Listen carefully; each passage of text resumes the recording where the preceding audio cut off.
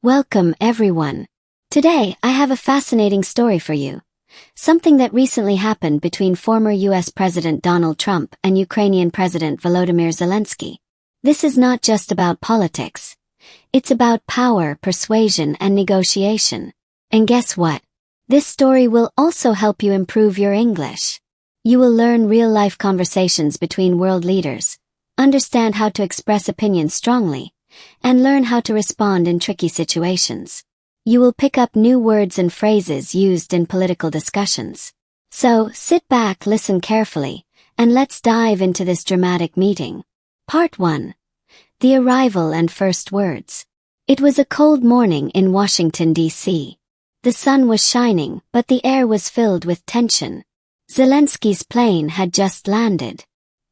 He stepped out, dressed in his signature military-style outfit. He looked tired. After all, his country was still fighting a war, and he had flown for almost 10 hours to be here. But this meeting was important. He needed something from Trump, and Trump, well, he wanted something too. Zelensky arrived at the White House at exactly 10:30 a.m. Cameras flashed as he walked in. Journalists whispered, trying to guess what would happen inside. Inside the Oval Office, Donald Trump was already waiting. He sat in his chair, leaning back with his signature confidence, a small smirk on his face. When Zelensky entered, Trump stood up, walked toward him, and shook his hand firmly. Trump, smiling, "Mr. President, welcome back. Long flight, huh?" Zelensky, nodding, "Yes, long flight. But I am here because this is important." They both sat down. The cameras were rolling. The world was watching. Trump leaned forward, resting his elbows on the desk. He was in control, or at least he thought he was. Trump: "So, tell me, Volodymyr, how are things going in Ukraine?" Zelensky: "Well, as you know, we are still at war. We need more support from the US. We need weapons, financial aid, and sanctions on Russia." And this is where things started to get interesting. Trump, instead of answering immediately, smirked again. He looked at Zelensky carefully, then said, "Trump, you know, Volodymyr, a lot of people say this war could have been avoided. Maybe if you had negotiated with Putin differently, we wouldn't be here today." Zelensky's face changed.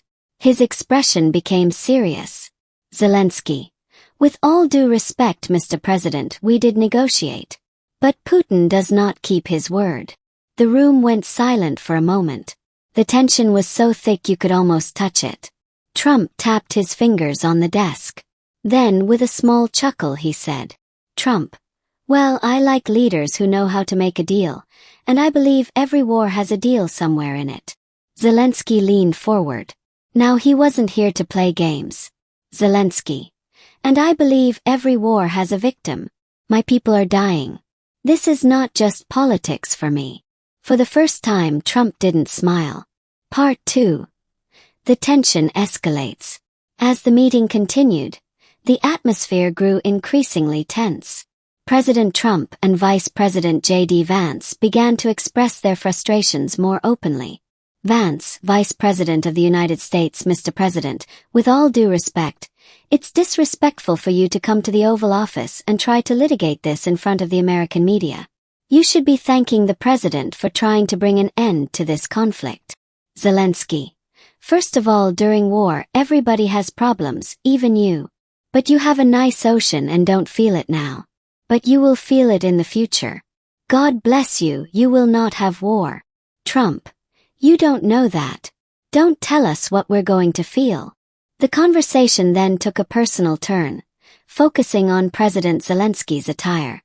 Since the Russian invasion, Zelensky had become known for his military-style clothing. His choice not to wear a traditional suit became a point of contention. Brian Glenn, a commentator allied with Trump: "Mr. President, don't you think it's disrespectful to meet the President of the United States without wearing a suit?" Zelensky: "I will wear a suit when the war is over. My attire reflects the ongoing struggle of my people." Despite Zelensky's explanation, the criticism continued, highlighting cultural differences and the weight of expectations during such high-profile meetings. Trump: "You don't have the cards right now. With us, you start having cards. Zelensky. I'm not playing cards. I'm very serious. I'm the president in a war. The exchange became increasingly heated, with both sides standing firm in their positions. Trump. You're gambling with millions of lives. You're gambling with World War III. And what you're doing is very disrespectful to this country that's backed you far more than a lot of people said they should have. Vance. Have you ever offered thanks? Zelensky. You're wrong. The meeting, intended to strengthen alliances and discuss critical support, instead highlighted misunderstandings. The personal criticisms and escalating tensions underscored the complexities of international diplomacy during times of conflict. Part 3: The Final Showdown. The room was filled with tension. Zelensky was frustrated. He had traveled thousands of miles, only to be mocked and questioned. Trump and his team were not making things easy. But Zelensky was not going to back down. He was the leader of a country at war. He needed to stand firm. Trump. Listen, Volodymyr, let's be honest here. The US has given you a lot of support. More than any other country. Billions of dollars. And yet you come here asking for more. Where does it end? Zelensky looked directly at Trump. His voice calm but firm. Zelensky. Mr. President, this is not about money. This is about survival. My people are dying every day. Russia is attacking us. If we stop fighting, we lose our country. Trump smirked and tapped his fingers on the table. Trump. And if you keep fighting, what happens? More war. More destruction. Look, I don't like endless wars. I want peace. Zelensky's face changed. Zelensky. Then help us. Give us the support we need to win. Trump shook his head. Trump. Win. You think you can win against Putin? And here it was, the real issue. For a moment, the room went silent. Trump leaned forward, lowering his voice. Trump.